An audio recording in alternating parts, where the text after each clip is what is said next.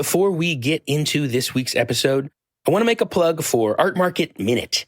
This is Artnet News' new micro podcast hosted by Margaret Kerrigan, who's the site's news editor Europe. It offers a weekly snapshot of essential art market news expertly compiled by the Artnet Pro editorial team.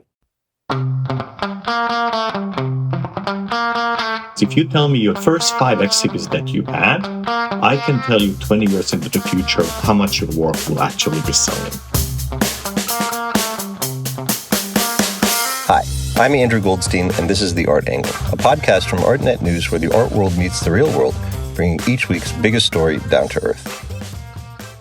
Ask fans of crypto and NFTs why they think the blockchain is such a revolutionary technology, and it probably won't be long before they mention large-scale data transparency, a concept near and dear to our own hearts here at Artnet. Since the blockchain permanently and publicly documents key information about every transaction it holds, then people with the right know-how and technical resources could theoretically map the entire history of any given crypto platform or project, and the wild, woolly market for NFTs is no exception. That's where Laszlo Barabási comes in. Laszlo is the founder and leader of Barabási Lab, a team of artists and data scientists that study complex networks. Just a few weeks ago, he and his co-authors published a fascinating data-rich analysis of the NFT platform Foundation. Launched in February 2021, Foundation has now hosted some of the most significant NFT sales to date, including the $5.4 million crypto art debut of era-defining whistleblower Edward Snowden. Based on Laszlo's study, our resident NFT sage art business editor Tim Schneider put together a data-driven guide on how to succeed as a crypto artist, which Artnet News Pro subscribers can read online now. For this episode, Tim spoke with Laszlo about the inner workings of Foundation, the synthesis of art and science, and much more. Take a listen. Laszlo Barabási, thanks for joining us on The Art Angle. It's my pleasure, Tim. Great talking to you. Same. So we're mainly here today to talk about your research into Foundation, which has all kinds of just really fascinating insights into the market structure of the platform and how artists can succeed on it.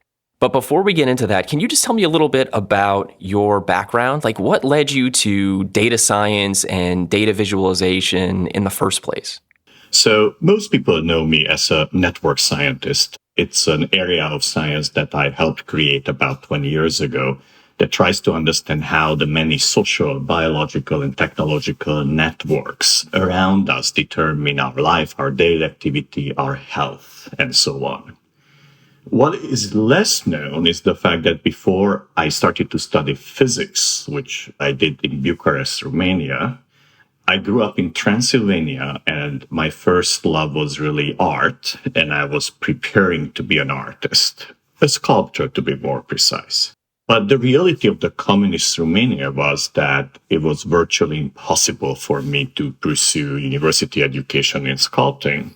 So I ended up following my second love, which was theoretical physics. However, during my PhD in Boston, and particularly after that, when I arrived to New York and I worked at IBM as a researcher, I really encountered networks for the first time.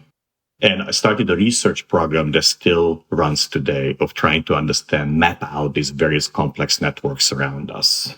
While I was doing that, I also took advantage of one of the perks offered by the universities where I was teaching, that I could take classes. So I was studying networks, I was researching networks, and I was taking in parallel the art curriculum of the university. And around 1999-2000, the two things started to merge, and I started to use the ideas and the forms of representation that I was learning in the arts classes to bring it back to the way we understand, visualize, and conceptualize networks.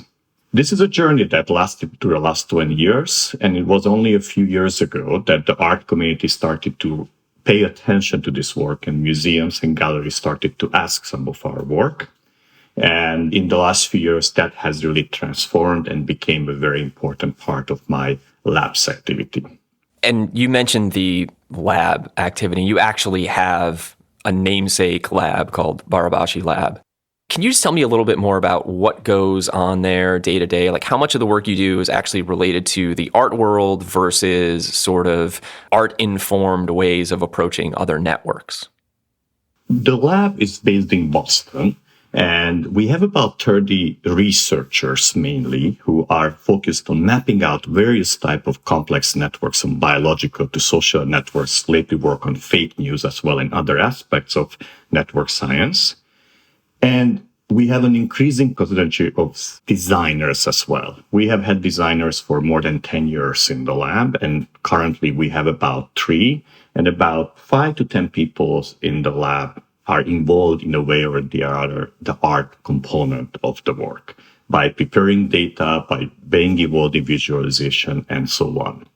What is interesting about the Barabási Lab is that we have in the same place the fundamental research about trying to understand these complex systems, as well as the way to depict it and the way to really bring it to life. So for us, art is really part of our journey of discovery, and it's not a separate enterprise.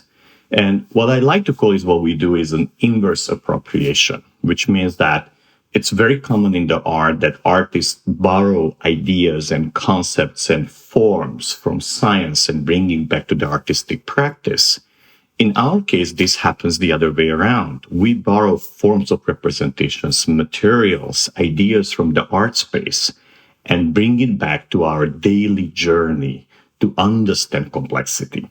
Right. Well, this is definitely an opportune time to be studying complexity, I feel like. So I'm sure that you have your hands full day to day. Oh, yes. And this is really the right time because in a way, when I wrote my first book about networks 20 years ago called Linked, it was a book that really brought to many people the idea of a network and connectedness. Today, everybody's aware that we live in the network and we cannot really do anything in our life, from our personal lives to professional lives, without relying on others. And so networks came of age. But what was interesting that in parallel for us to developing the science of networks and the narrative of the networks and the data science of networks, we were also perfecting in the last 20 years what I would call the visual language of networks. Because I'm personally a very visual thinker. In order for me to understand the system, I need to see it. I need to have it somewhat represented in a way to bring out the essence of the system. And this was this desire that kind of met with my interest in the art space to really kind of create this body of work that is quite extensive right now. As we speak, we have a big exhibit at ZKM in Karlsruhe that is a kind of an overview of what we did in the last 20 years that was shown at the Ludwig Museum. And one of the emphasis of the exhibit is how did the language of representing networks has really evolved in the last 20 years in parallel with the science of networks, as well as awareness of networks in the general population. Right. That seems really important to me, especially when we start talking about technologically based concepts like crypto networks, because as you're saying, the complexity of these things just very rapidly gets to a level of extremity where you can kind of no longer visualize what's happening just in your head from reading words about it or hearing words about it. And so having some kind of very artistically informed, thoughtful manifestations of it in visual form seems like it's almost essential to really understanding even the basics of what's happening. Oh, it is totally unavoidable. You know, like our cognition is really very, very deeply depends on our ability to see things. And this is one of the big kind of problems in the contemporary science, starting from quantum mechanics all the way, say, to network science, is that the concepts that we're dealing with are deeply mathematical, but they do matter to our life. And they don't lend naturally themselves to visual representation. We need to kind of use other parts of our intellect to decode it. So this is really what the journey has been for us, is to make the invisible visible. And of course, representing these systems for the art space, for the science space, is always a form of storytelling, which is no different from what happened in the classical art, whether it was a story of the ruling class or whether it was the story of the religious setup. And what we have now as a practice in our lab is to really do storytelling about the science using the tools of art and their modes of representation of art. And I guess that's sort of a natural segue to, I assume, how you got interested in the crypto space, because in theory, one of the great bonuses of having everything publicly visible on the blockchain is that it should, in theory, be easy to understand the way things work. But as somebody who has gotten onto Etherscan, which for people who don't know is essentially a online tool that allows you to sort of go through entries on the Ethereum blockchain and sort of see how things are moving or how things are being traded. It's not an easy experience for the average person to be able to just do that and be able to understand what's happening. So I'm assuming that that's how you got interested in the idea of working with crypto, but you tell me. Well, the motivation goes a little further back. So one of the practice of my lab, and particularly in the art space, is to use data to represent art as well, and to use data to really ask deep and often not comfortable questions about the artwork itself. So in 2018, we published a major research paper where we mapped out the exhibition history of about 500,000 artists. And we asked the question, what is really responsible for artistic success? That is, how do the institutions contribute to the success of some artists and hold other artists back? And depending on where you start your career and what galleries, what institutions you work in, how does it predestinate to success or lack of success in the art space? And that was one of our first journey into the art space. And since then, we have a practice of trying to use data to really show a data-driven mirror of the art space, or another way to put it, to offer a data-driven critique of the art space. So when NFTs came around, it was fabulous for us because for the first time, we were able to see an art market born from nowhere that, as we'll see during the discussion, behaves like the classical art market, but every single move is public. And why is that important? Because one of the biggest problems from a data-driven perspective when we study the art is that art is not a data-rich community. That is, it's very secretive about primary sales. It's almost impossible to find information about what does a work cost in a gallery at a large scale. And while there is secondary market data, auction data, and so on, and Artnet is kind of collecting much of that data, and so do many other data sources, generally, it's very difficult to use data to explore art in general. And this is very different from other areas that we've been dealing with. We studied a lot scientific success, where virtually every single publication from 1900 to today is available to us to study the authors, where they worked, and so on. This would be equivalent as if in the art space, you would have every single artist, every single work documented, where they are, where they were born, when were they born, who owns them right now, how much did they pay for it. But that is virtually impossible to obtain in the classical art space. However, in the NFT space, that is precisely the type of information we can get. We can see when the work has been born. We can see when it was sold, how much they pay for it. We can see when it was resold. We can understand the role of the platforms, which is equivalent to the galleries. That is the role of the institutions. We can look at artistic reputation. We can look at virtually every aspect of the artwork as it unfolds in front of our eyes. Right. And it seems like an essential part of that, at least to my ears, is the idea that you can see it all from the beginning. There's more and more information out there available about the art market going forward. But for instance, our price database at Artnet only really goes back to the late 80s, early 90s. So everything that happened before then, there's basically just no real way of verifying it in a way that we can trust. Absolutely. I mean, that's exactly what, as you put it, that you and others actually have very detailed information going back 1990s, 1980s. But I do want to mention that that data is proprietary data, and it's not available for researchers like us for study. So in order for a data-driven practice of looking at the art developed, there has to be publicly available data sets that would attract many scientists like myself and really to focus on this area. And this is what happened about 10 years ago when it came to science. Previously, all the data sets were hidden behind paywalls. And about a decade ago, the publicly available data sets started to emerge and has led to an explosion that we call science of science. What we're lacking is a science of art. But I personally believe that it is born today. We are in the process of giving birth to that. We and many others who in the last kind of few years started to use big data-driven tools to collect data about artistic practices and to analyze that and provide this data-driven perspective of the art world. Right. And so if I'm hearing you right, what you're saying is that we have this opportunity to really study the NFT market from the very outset, and Barabási Lab is going to be there to really say, let's do this right, and let's do it right away. This is exactly how I feel about it. And when we want to go after that, we are interested as a scientific question to really create a science of art.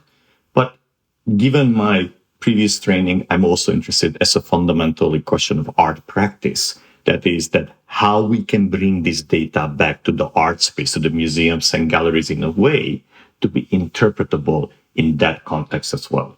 Because the paper we'll be talking today about, it appeared in the scientific journal, and very few artists are actually reading that type of journal, even though many of the conclusions we draw from our work have direct importance for artistic careers, artistic success, the institutions, and so on. Okay, well, since you mentioned the study itself, this seems like the right time to pivot into what you found. But I want to start here. As most people listening to this podcast know, the NFT market is in large part made up of these different large exchanges or NFT platforms that are out there. And Foundation is one of them, and there are others. And one of them was a platform called Super Rare, which you did a study of last year. And I'm curious as to why you looked at Super Rare, came to the conclusions you came to there, and then decided the next one of these that we want to focus on is Foundation. Absolutely. We started with Super Rare because Super Rare was one of the earliest platforms when it comes to NFT sales. And it offered us an opportunity to look at the emergence of the primary and the secondary market. So Super Rare started way earlier than the famous Beeple sale that brought everybody's attention there. So it had already a 3-year history on that. And therefore, it had quite enough time history for us to really explore in time how do these evaluations emerge. And what is also special about Super Rare that within the same platform, you have a primary and the secondary market. So it was through Super Rare that we were able to see the first kind of tentative emergence of a market where artists were just selling for a few dollars to each other some of these works. But we could also see there immediately the emergence of a couple of very devoted collectors on the primary market who bought very, very large number of artworks, and there were about a dozen or so. And even more interesting was the emergence of the secondary market, how there was a strong consolidation of a few collectors really starting to buying up on the secondary market works from the other collectors.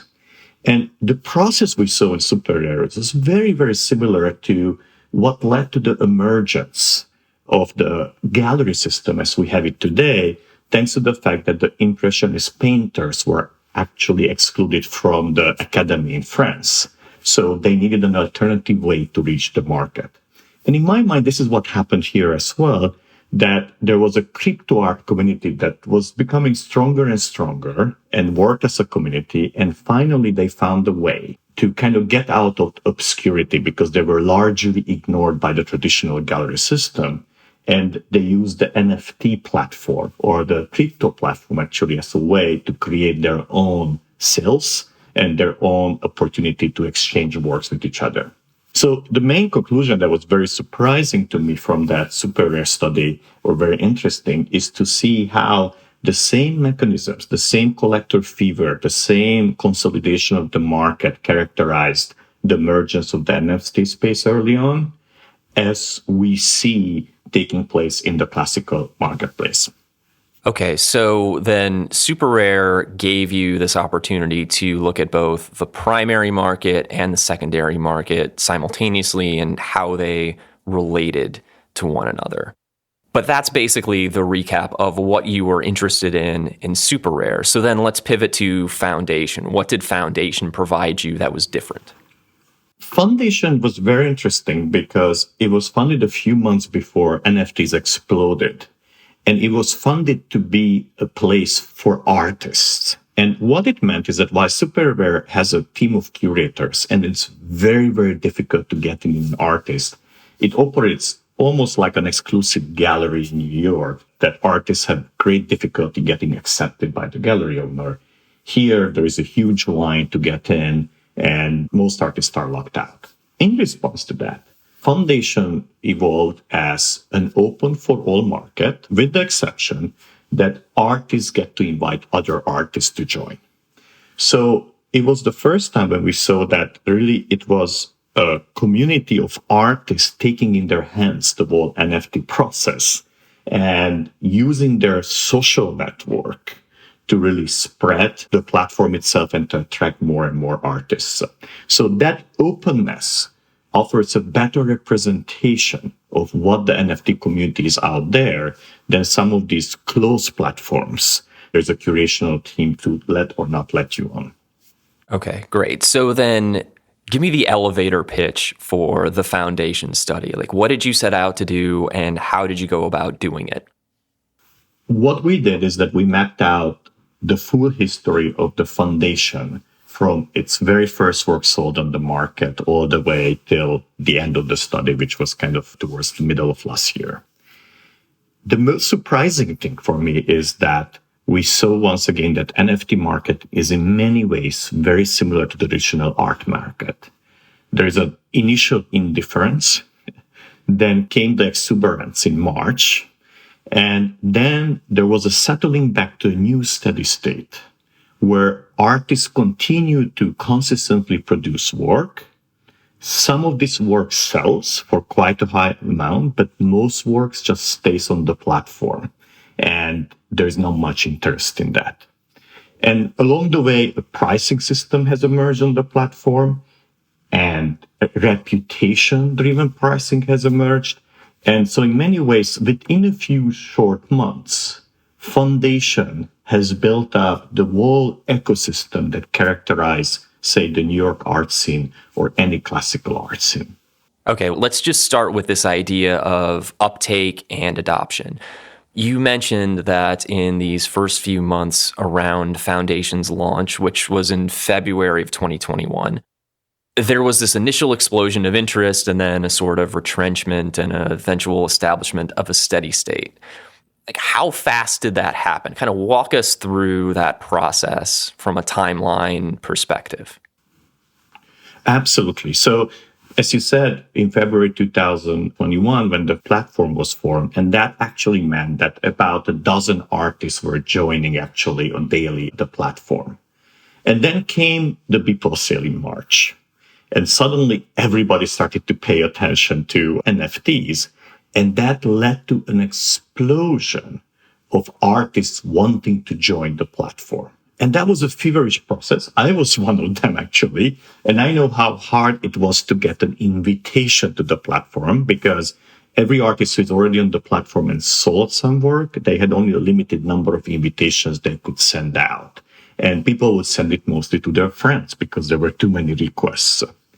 And as a result, sometimes the end of March, early April, there was an explosion, meaning that about 200, 250 artists per day were joining the platform. And that lasted kind of much of April and then started to decay.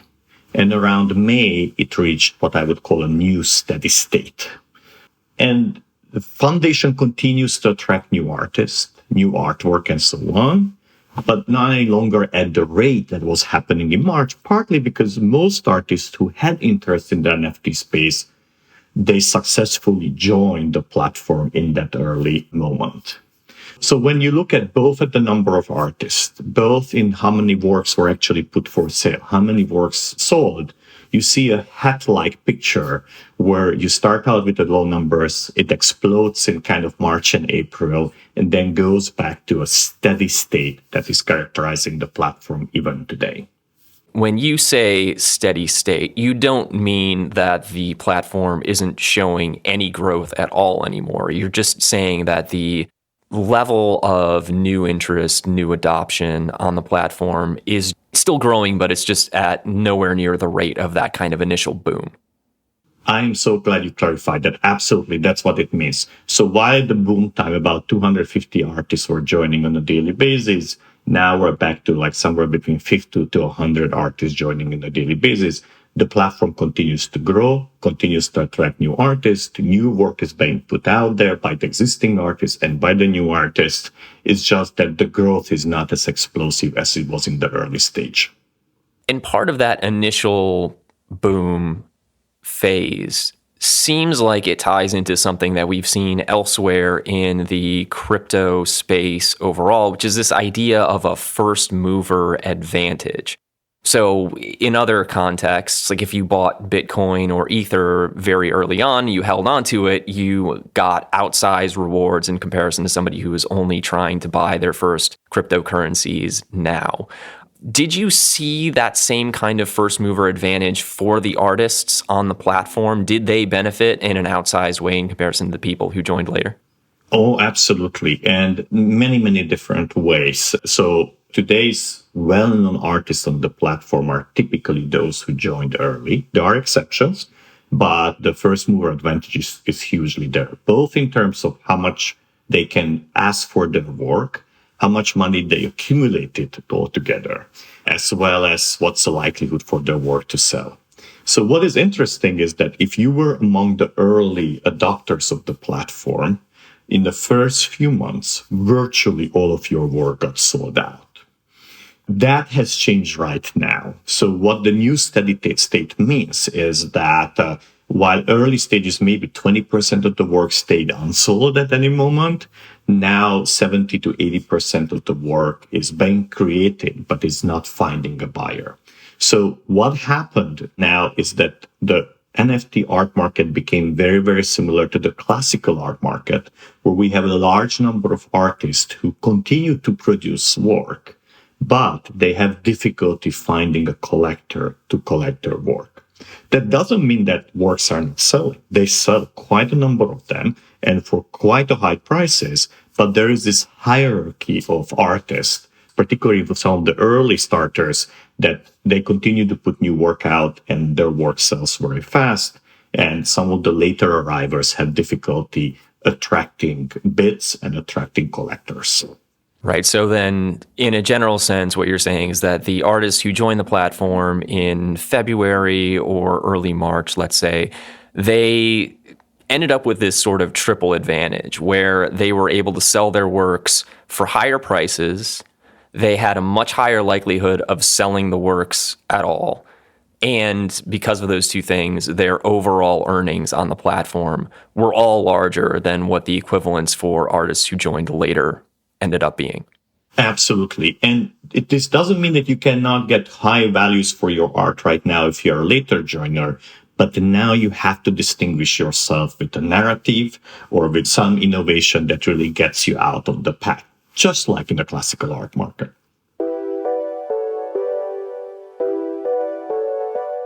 So let's take a step back from this comparison of early adopting artists versus later adopting artists and talk about the idea of the average price of an NFT on Foundation overall during this period that you studied.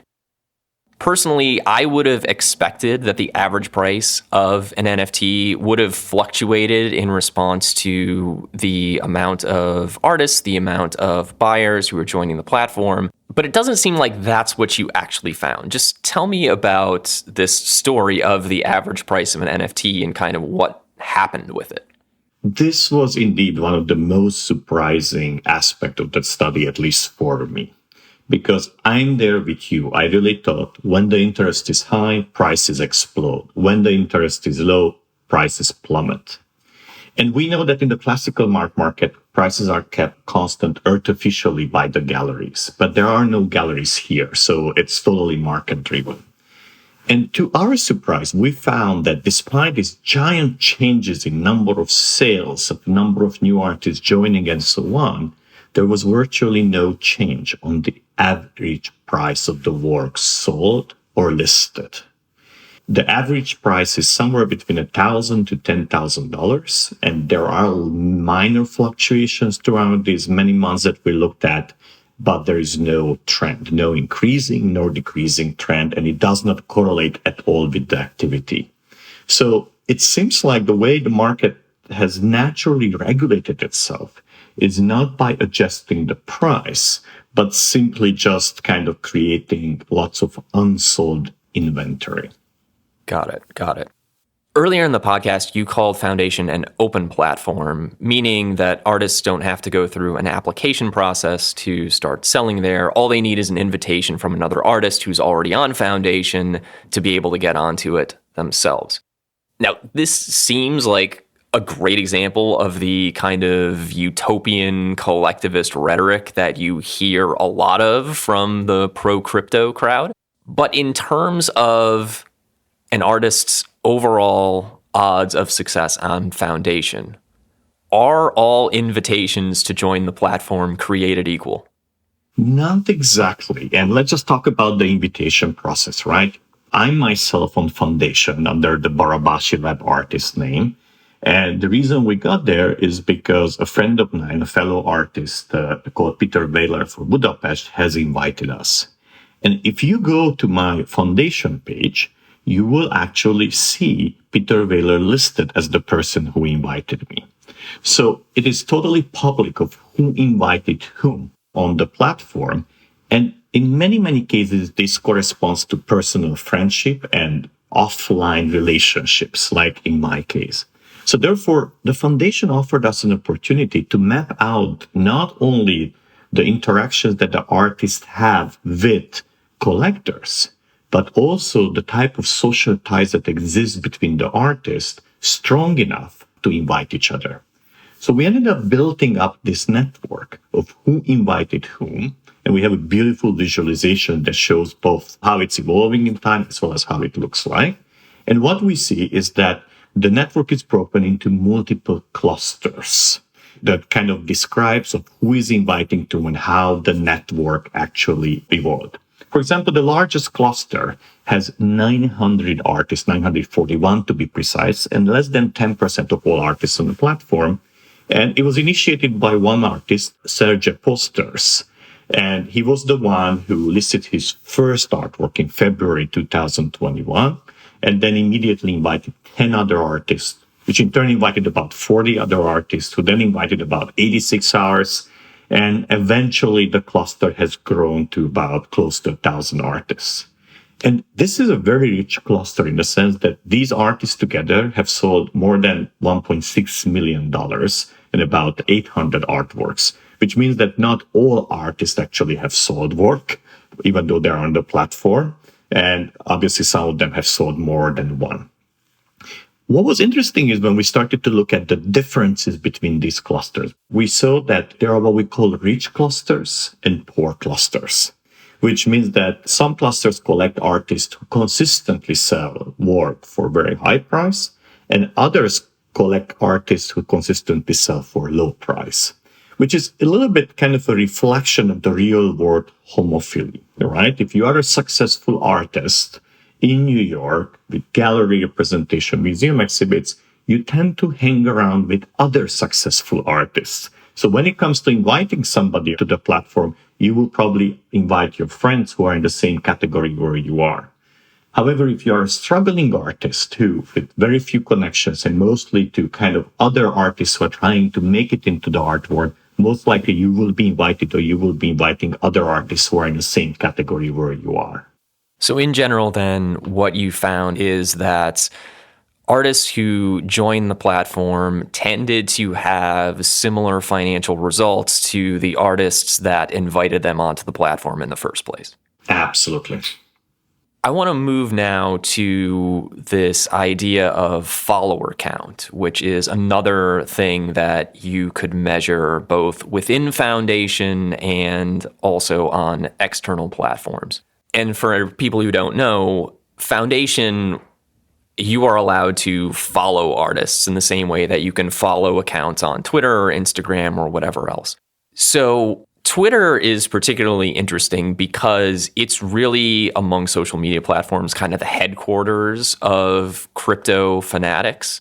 And this is part of the reason why you see these NFTs that come out of a kind of viral fame achieve really outsized results. So, for instance, if you're looking at the famous Nyan Cat GIF, which an NFT of that sold for close to $600,000.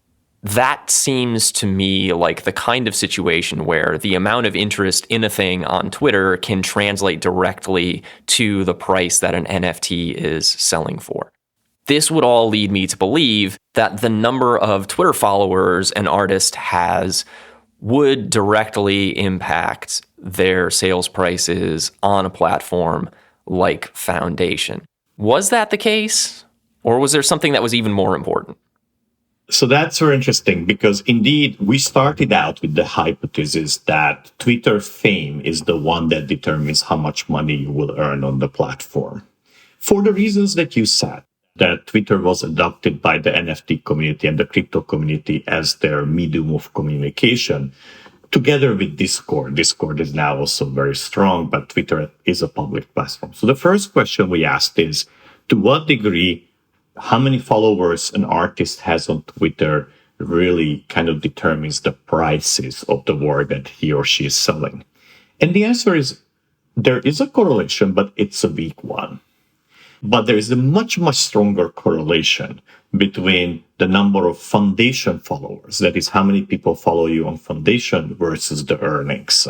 And the difference is really huge. The Foundation followers are strongly predictive of how much you will earn, and the Twitter are just weakly predictive. For example, one of the largest number of Foundation followers is indeed Nyan Cat.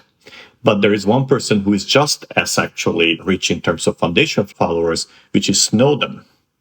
And they both actually have the two records actually in terms of sales on the Foundation platform.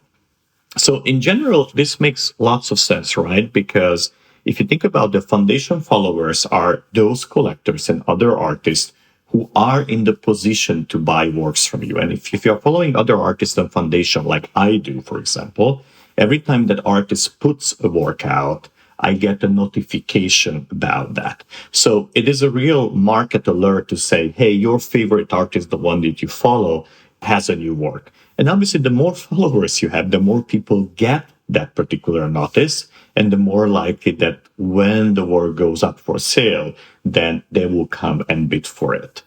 But as a take-home message, what is really important is that a new community has emerged within the platform itself, the Foundation, and that is more important than the larger community that exists on Twitter.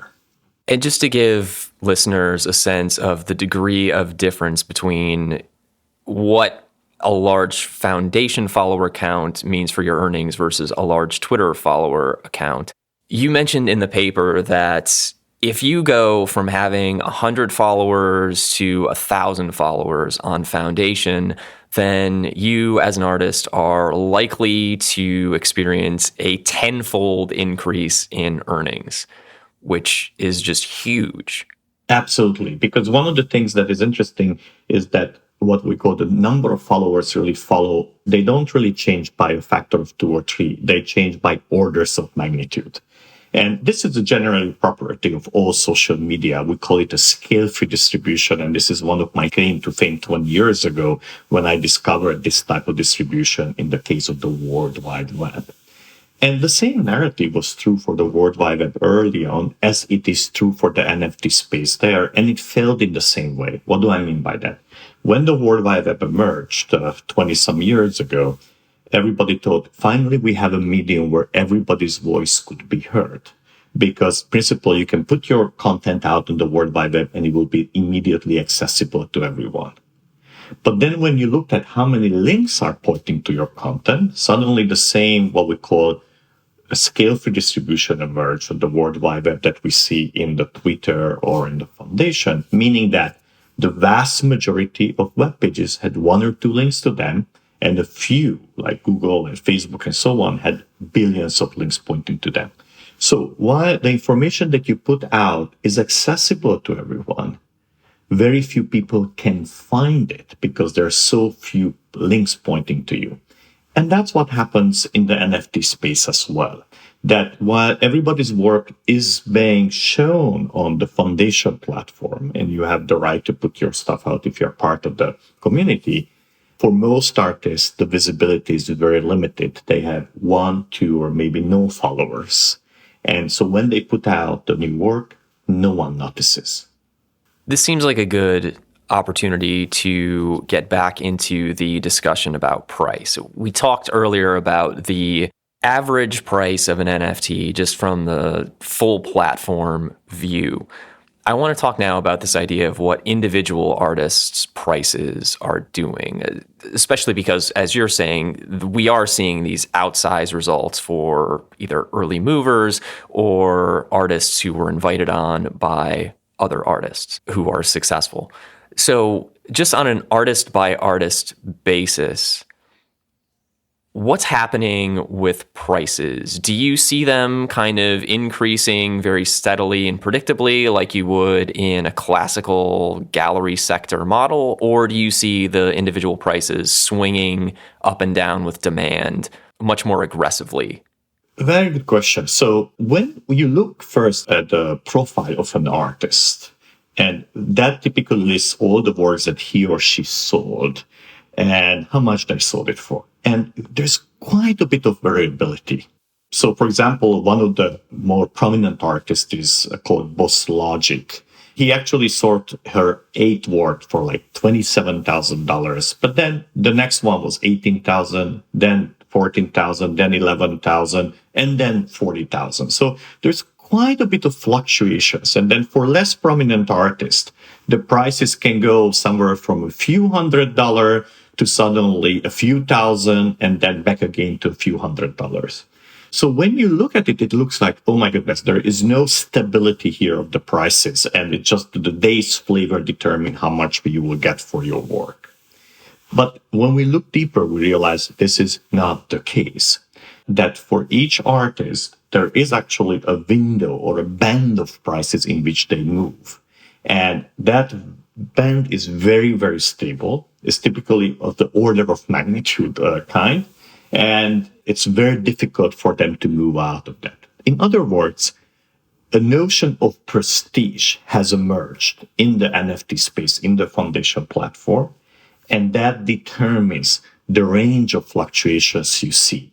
And if you are in the low range of sales, in a few hundred, you will not see 100,000 sales on your work. You will typically stay in the few hundred ones. For example, one of the artists, his name is Mad Monk, typically sells for a few hundreds. The highest was kind of like $500. If you look at Boss Logic, however, his works never sell under $10,000, but they don't go much over 30,000 either. So it looks like that just like in the classical art space, artists gain reputation, and that reputation sets a price range for them. And whenever the work is get put out and it sells, they're very, very narrowly within that price range. Essentially, what you're saying is that individual artists, wherever they start off selling from a sales price standpoint, is more or less where they remain throughout. So you have these price bands, basically, that they stay within. And while there's fluctuation kind of at the lower reaches of a band or the upper reaches of a band, it's more or less staying in the same range. Absolutely. And this is the closest we get to kind of define artistic reputation within this space. Yeah, can you expand more on this idea of reputation? Because it seems like that's really, in the end, the bedrock of what determines success on foundation. Absolutely. And this is actually an issue that we've been studying a lot in the past, right? Because art is a very interesting space in the sense that what is an artwork really and how much should it be worth? Let me propose an experiment. If you would go ahead and show lots of NFTs randomly to people and ask them to price it, unless they're familiar with the NFT space and they know the artist, they would have no way of deciding who is a prominent artist and who is a non-prominent artist. And this is the same true actually in the case of the classical art space. Unless you know the artist, you have no idea how much is their work just by looking at the work itself. So if we cannot objectively look at the work and decide on the price, where does value emerge in the art space? And I believe that value emerges through networks, through institutions that canonize an artist's work, and they help set the price. And this is what we've shown in 2018 in the classical art space, that what institutions you were exhibited in uniquely determined not only your current price, but also your future price. That is, if you tell me your first 5 exhibits that you had, I can tell you 20 years into the future how much your work will actually be selling. It's totally deterministic. So what happens here in the NFT space is very similar to the classical art space, that there is an artistic reputation kind of that emerges through effectively previous sales and through association with the whole community. And it's very difficult to put your finger on it. Typically, you can measure it based on, in the classical art space, where do you get to exhibit? Are you in MoMA, or are you in an unknown museum, or what gallery presents you? And in the NFT space, the only thing that we can actually use to measure reputation is the price, as well as your likelihood of selling your work. And that's what we do over here. We're using price, as well as likelihood to sell your work, to really kind of establish whether you are a high reputation artist or low reputation artist. And what we are finding is that that type of reputation measures are very stable in time.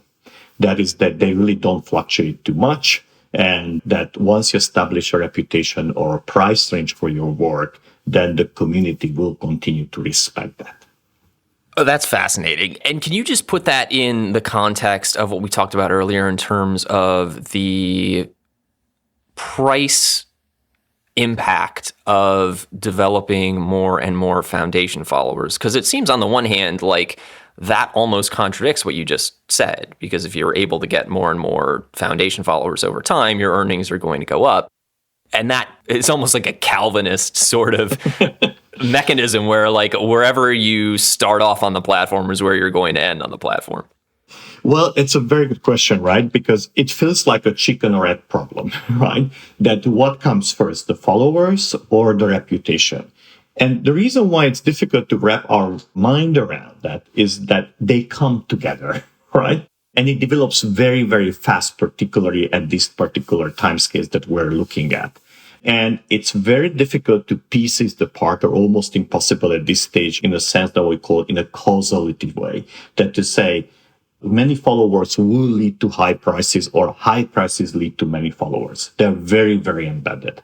And, let's just take, for example, the case of Snowden. Snowden is a person whose reputation is in a totally different space, right?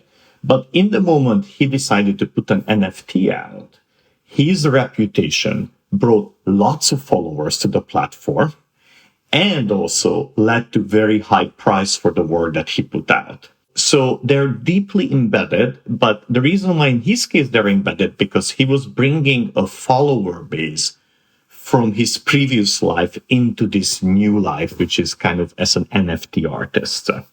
And so we probably want to distinguish between artists who do like Snowden, that they have a reputation somewhere else and then suddenly bring it on the platform and emerges from one day to the other, to artists who really build their reputation up over here on this particular platform.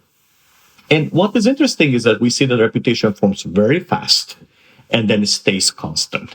But this is no different from what we have seen in the classical art space. One of the biggest discovery we had when we analyzed the career of 500,000 artists is that where you start in terms of reputation, what institutions you exhibit in the first 5 cases of your exhibitions, totally determine the rest of your career.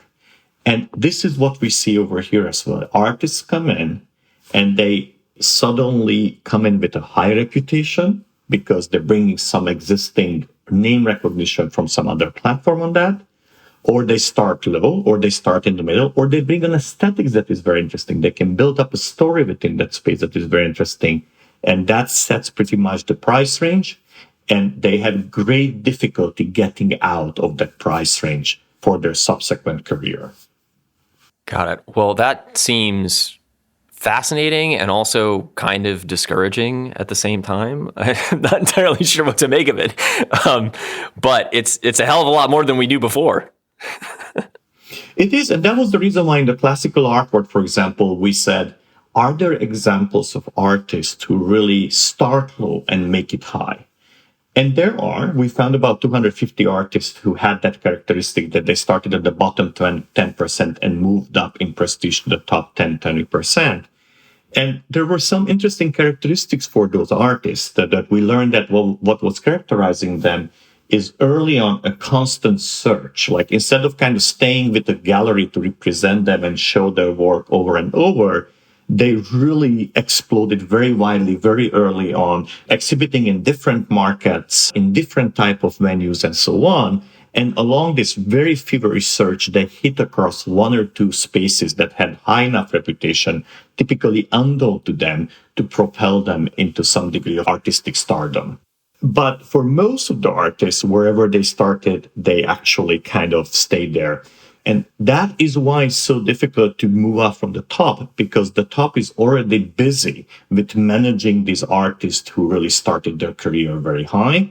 And therefore, somebody who is starting from the bottom has to compete with them to find air, actually, so that his or her work can be shown. So you're saying it's not impossible. There are always ways that you can find to chart a new path to success, but there are also factors that are sort of at least strongly determinative that are there already to start with. And I would say one more thing is that if you understand these mechanics, which is what we're unveiling in previous study and here, I really believe that you're in a much better position as an artist to really take advantage of these platforms, platform being an NFT platform or the gallery system, and to succeed as an artist. In the same way that you cannot build a rocket without knowing the Newton's laws and taking advantage of them, you will not easily succeed unless you have either a natural sense or a detailed understanding of these forces that determine who is successful in this art space, be that NFT or classical art world. Well, I think you've given us a lot to think about today, Laszlo. Before we go, can I just ask you 2 quick questions? Number 1, what are you working on next? And where can listeners find you online if they want to learn more about the work that you're doing? We are heavily continuing the work on trying to use data to understand the art space. And this fall, we will have an exhibit in New York City at Postmaster's Gallery, where we will exhibit quite a number of works that use data to look at the art space. And that is to show a data-driven mirror to the art. Along those lines, one of the most exciting projects we're doing, we mapped out all the so-called 990 forms from IRS, which is the kind of the tax authority in the US, for all nonprofit organizations. That is all museums and nonprofit galleries, to understand what is their leadership and where did they get their money and what do they spend on. Because these 990 forms are public for all nonprofits, so we can precisely trace the money that comes towards art. So we will have a couple of works in New York in the fall at Postmasters detailing of who and what fuels actually the art market, where the money is coming from. We are continuing to be very interested in gender as well. So we have a paper that we're finishing up now on what are the gender components of success in the art space and how male or female genders affect your likelihood of success in this space. And I think that will be also very unexpected results when it starts coming out. Fantastic. And then where can people find you online? So we have the BarabásiLab.com site, which is our website, and soon to be revamped to actually include some of the artwork as well. If you are in Europe, go to Karlsruhe ZKM. Our exhibit is up till end of March, early April, so you may still be able to catch it. And in general, we're on Twitter, and we are also on Instagram. So if you search for my last name, Barabási, you will find us there. And we're delighted to engage with the community that Artnet is actually reaching in a more meaningful way. Well, you heard that, listeners. You can go out and follow Laszlo and Barabási Lab on Twitter. Just know that the number of followers that he gets there is not really going to do much to impact his sales results on Foundation. Laszlo, thanks so much for walking us through this study. Again, it's fascinating work, and I'm really looking forward to what you do next. Tim, it was such a pleasure to talk about this work and talk with you. So thanks for picking this up and bringing it to the art world's attention. My pleasure. That's it for this week's episode of The Art Angle. If you like what you heard, you can subscribe to the show on Apple Podcasts, Spotify, wherever else you get your podcasts. Also, take a moment to rate and review us. It will help other listeners discover what we're doing. The Art Angle is produced by Sonia Manalili, Tim Schneider, and Caroline Goldstein. Thanks for listening, and see you next week.